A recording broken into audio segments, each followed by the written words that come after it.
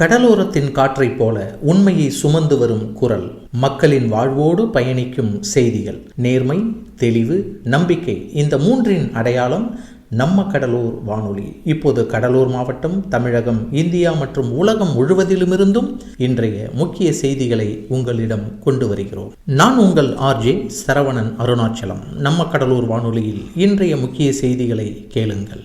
இன்றைய செய்தி சுருக்கம் வாசிப்பவர் சரவணன் அருணாச்சல். அசாம் மாநிலம் கவுஹாத்தியில் 5450 கோடி ரூபாய் மதிப்பிலான பல்வேறு திட்டங்களை பிரதமர் திரு நரேந்திர மோடி இன்று தொடங்கி வைக்கிறார். தமிழகம் வந்துள்ள பிஜேபி மூத்த தலைவரும் உள்துறை அமைச்சருமான திரு அமித்ஷா சட்டப்பேரவை தேர்தல் தொடர்பாக கட்சி நிர்வாகிகளுடன் இன்று ஆலோசனை நடத்துகிறார். இந்தியா அரபு நாடுகளிடையேயான ஒத்துழைப்பு மேலும் வலுவடையும். வெளியுறவுத்துறை இணையமைச்சர் திரு கீர்த்திவர்தன் சிங். சுற்றுலாத்துறையை மேம்படுத்துவதற்கான திட்டங்கள் செயல்படுத்தப்பட்டு வருவதாக அந்த துறைக்கான மத்திய அமைச்சர் திரு கஜேந்திர சிங் ஷெகாவத் தெரிவித்துள்ளார். பொதுத்துறை திட்டங்கள் மற்றும் தனியார் துறை பங்களிப்பு இடையே ஒருங்கிணைப்பை வளர்ப்பதில் அரசு உறுதியுடன் உள்ளதாக மத்திய வேளாண் அமைச்சகம் தெரிவித்துள்ளது. தொழில் ஆராய்ச்சி மற்றும் தொழில் முனைவோர் மாநாட்டை மத்திய அறிவியல் தொழில்நுட்பத்துறை இணையமைச்சர் டாக்டர் ஜிதேந்திர சிங் சென்னையில் இன்று தொடங்கி வைக்கிறார். சிவராத்திரியையொட்டி சென்னை எழும்பூர், திருவண்ணாமலை, சென்னை எழும்பூர் டு வேலூர் கண்டோன்மெண்ட் இடையே 15, 16 தேதிகளில் சிறப்பு ரயில்கள் இயக்கப்படும். தெற்கு ரயில்வே. வட மாநிலங்களில் அடுத்த 2 நாட்களுக்கு கடும் பனிமூட்டம் நிலவக்கூடும். வானிலை ஆய்வு மையம். ஐபிஎல் கிரிக்கெட் போட்டியில் ராஜஸ்தான் அணியின் கேப்டனாக ரியான் பராக் நியமிக்கப்பட்டுள்ளார். அபுதாபி மாஸ்டர்ஸ் விளையாட்டுப் போட்டியில் இந்தியா 1 தங்கம் 1 வெண்கல பதக்கம் வென்றுள்ளது. பிப்ரவரி 14 புல்வாமா தாக்குதல் நினைவு தினம். புல்வாமா தீவிர தாக்குதலில் உயிரிழந்த மத்திய ரிசர்வ் காவல் படையினரின் தியாகத்தை நாடு ஒருபோதும் மறவாது. பிரதமர் திரு நரேந்திர மோடி. தீவிரவாதம் முற்றிலும் ஒழிக்கப்பட வேண்டும் என்பதில் மத்திய அரசு உறுதியுடன் உள்ளது. பாதுகாப்புத்துறை அமைச்சர் திரு ராஜ்நாத் சிங். செயற்கை நுண்ணறிவு தொழில்நுட்பத்தில் இந்தியா முன்னணியில் உள்ளது. மத்திய அமைச்சர் திரு அஸ்வினி வைஷ்ணவ். கோவை குண்டுவெடிப்பு சம்பவத்தின் நினைவு தினத்தை ஒட்டி இதில் உயிரிழந்தவர்களின் குடும்பத்தினருக்கு இரங்கல் தெரிவித்த மத்திய இணையமைச்சர் டாக்டர் எல் முருகன். சாலை விபத்துகளில் பாதிக்கப்படுபவர்களுக்கு 1.5 லட்சம் ரூபாய் செலவில் இலவச அவசர மருத்துவ சிகிச்சை வழங்கும் திட்டத்திற்கு பிரதமர் ஒப்புதல் அளித்துள்ளது வரவேற்கத்தக்கது. மத்திய அமைச்சர் திரு நிதின் கட்கரி. அரசு போக்குவரத்து கழகங்களில் ஓட்டுநர் மற்றும் நடத்துனர் நியமனங்களுக்கான போட்டித் தேர்வு முடிவுகளை திமுக அரசு வெளியிட வேண்டும். பாட்டாளி மக்கள் கட்சி. சென்னை சர்வதேச டேபிள் டென்னிஸ் போட்டியில் இந்தியாவின் சத்யன் ஞானசேகரன் மற்றும் மனுஷ் ஷா காலிறுதிக்கு முந்தைய சுற்றுக்கு முன்னேறியுள்ளனர். பஹ்ரைனில் நடைபெற்று வரும் உலக பாரா பேட்மிண்டன் போட்டியில் இந்தியா 1 வெள்ளி 6 வெண்கல பதக்கங்களை வென்றது. ப்ரோ ஹாக்கி லீக் போட்டியில் இந்தியா இன்று பெல்ஜியத்தை எதிர்கொள்கிறது. தேசிய நெடுஞ்சாலையை அவசர காலங்களில் விமான ஓடுதளமாக பயன்படுத்தும் வசதியை பிரதமர் திரு நரேந்திர மோடி இன்று அஸ்ஸாமில் தொடங்கி வைத்தார். அமெரிக்காவுடனான வர்த்தக ஒப்பந்தம் காரணமாக நமது விவசாயிகள் பாதிக்கப்பட மாட்டார்கள். மத்திய அரசு 2 நாள் நடைபெற உள்ள தொழில் ஆராய்ச்சி மற்றும் தொழில் முனைவோர் மாநாடு சென்னையில் இன்று தொடங்கியது. பணியிடங்களில் பெண்களுக்கான பாதுகாப்பு குறித்த தேசிய மாநாடு புதுடில்லியில் இன்று நடைபெற்றது. மக்களின் எதிர்பார்ப்புகளை மத்திய பட்ஜெட் நிறைவேற்றியுள்ளது. தொழில் மற்றும் வர்த்தகத்துறை அமைச்சர் திரு பியூஷ் கோயல். ஆந்திர அரசின் வரும் நிதியாண்டிற்கான நிதிநிலை அறிக்கை இன்று சட்டப்பேரவையில் தாக்கல் செய்யப்பட்டது. இன்று திருப்பத்தூரில் நடைபெற்று வரும் திமுக வாக்குச்சாவடி முகவர்கள் பயிற்சி மாநாட்டிற்கு முதல்வரும் திமுக தலைவருமான மு.க. ஸ்டாலின் வருகை. காரைக்காலில் மத்திய உள்துறை அமைச்சர் அமித்ஷாவுடன் புதுச்சேரி முதல்வர் ரங்கசாமி சந்திப்பு. திமுகவில் இணைகிறார் அதிமுக முன்னாள் அமைச்சர் நிலோஃபர் கஃபில். திருப்பத்தூரில் திமுக மாநாட்டில் மலர்க்கத்துடன் காத்திருக்கும் நிலோஃபர் கஃபில். அதிமுக முன்னாள் அமைச்சர் அன்வர் ராஜாவை தொடர்ந்து நிலோஃபர் கஃபிலும் திமுகவில் இணைகிறார். திருச்சி அரசு மருத்துவமனையில் கடத்தப்பட்ட குழந்தை சேலம் தம்மம்பட்டியில் மீட்பு. கடத்தப்பட்ட 5 மணி நேரத்தில் திருச்சி மாநகர காவல்துறையினர் ஆண் குழந்தையை மீட்டனர். குழந்தை இல்லாத இயக்கத்தில் எடுத்துச் சென்றதாக கைதான மீனாட்சி என்பவர் போலீசிடம் வாக்குமூலம். பெங்களூரு சின்னசாமி மைதானத்தில் அனில் கும்ப்ளே மற்றும் ராகுல் டிராவிட் பெயர்களில் ஸ்டாண்டுகள். இந்திய அணியை வழி நடத்தியதற்கும் மாநில கிரிக்கெட்டை உயர்த்தியதற்கும் கர்நாடக மாநில கிரிக்கெட் சங்கம் கௌரவப்படுத்தியுள்ளது.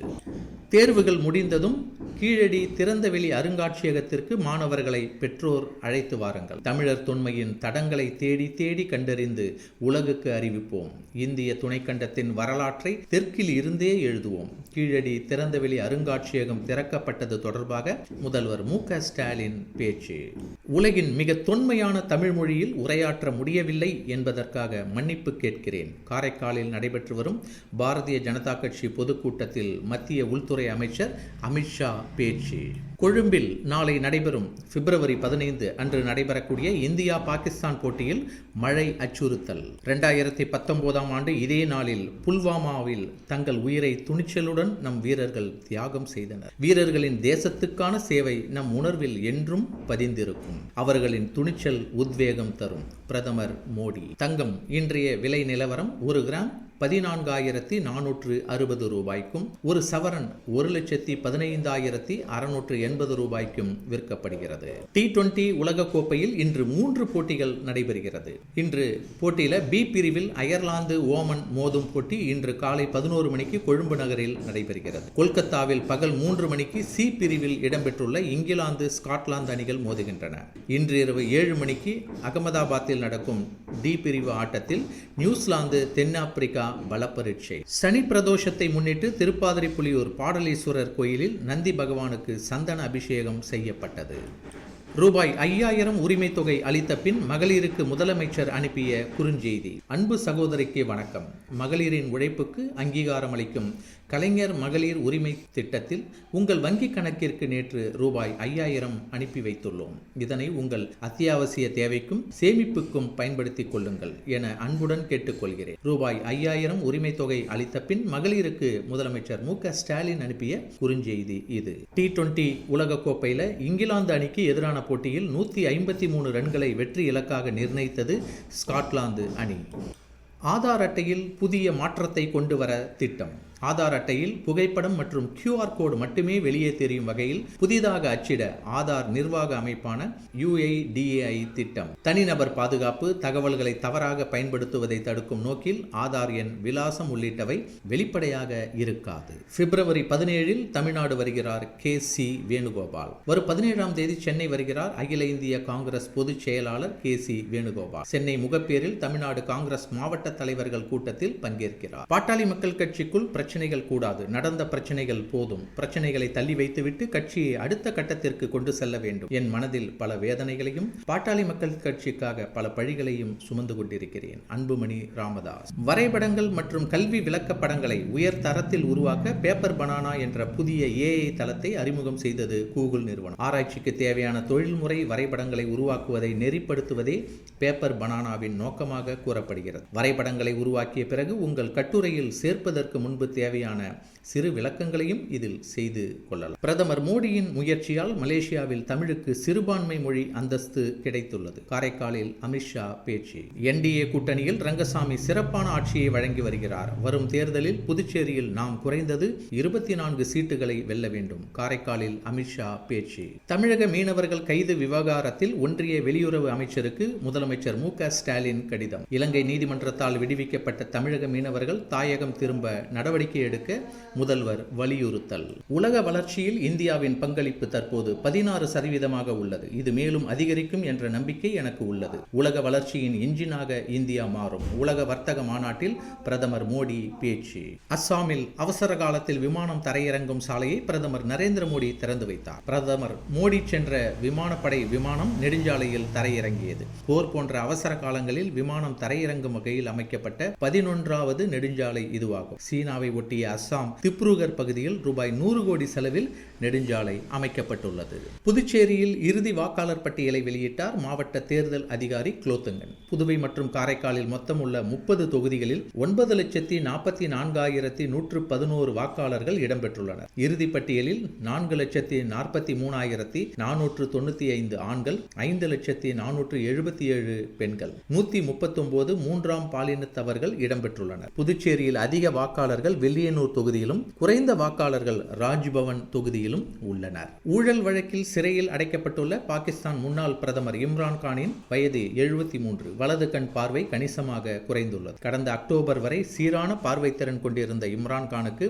திடீரென வலது கண்ணில் பார்வை குறைபாடு ஏற்பட்டு தற்போது 15% பார்வை மட்டுமே எஞ்சியுள்ளது. விரிவான பரிசோதனை நடத்த மருத்துவ குழுவை அமைக்க பாகிஸ்தான் உச்சநீதிமன்றம் உத்தரவிட்டுள்ளது. வங்கக்கடல் பகுதியில் நாளை குறைந்த காற்றழுத்த தாழ்வு பகுதி உருவாக வாய்ப்பு. வானிலை ஆய்வு மையம். நாடு முழுவதும் சாலை மற்றும் ரயில் கட்டமைப்பு வசதிகளை மேம்படுத்துவதற்கான திட்டங்களுக்கு மத்திய அமைச்சரவை ஒப்புதல் அளித்துள்ளது. ப்ரோ ஹாக்கி லீக் போட்டியில் இந்தியா இன்று பெல்ஜியத்தை எதிர்கொள்கிறது. பஹ்ரைனில் நடைபெற்று வரும் உலக பாரா பேட்மிண்டன் போட்டி இந்தியாவின் பிரமோத் பகத் தங்கப்பதக்கம் வென்றார். பல்வேறு கட்டணங்களை உயர்த்திவிட்டு தற்போது 5000 ரூபாய் கொடுத்துள்ளதால் தேர்தலில் வெற்றி பெறலாம் என்ற திமுக அரசின் கனவு நிறைவேறாது. பிஜேபி தமிழக சட்டப்பேரவை தேர்தலுக்கான கூட்டணியில் ஆட்சியில் பங்கு கோருவது தங்களது உரிமை. காங்கிரஸ் கட்சியின் மூத்த தலைவர்களில் ஒருவரான திரு மாணிக்கம் தாகூர் மும்பையில் மெட்ரோ கட்டுமான பணியின் போது தூண் இடிந்து விழுந்ததில் ஒருவர் உயிரிழந்ததோடு 3 பேர் படுகாயம். உயிரிழந்தவரின் குடும்பத்திற்கு ரூபாய் 5 லட்சம் நிவாரணம் மற்றும் காயமடைந்தவர்களின் சிகிச்சை செலவை அரசே ஏற்கும் என அம்மாநில முதல்வர் தேவேந்திர பட்னாவிஸ் அறிவிப்பு. வடக்கு மண்டலத்தில் 40 தொகுதிகளிலும் திமுக கூட்டணியை வெற்றி பெற வைக்க வேண்டும். முதலமைச்சர் உரை. நன்றி.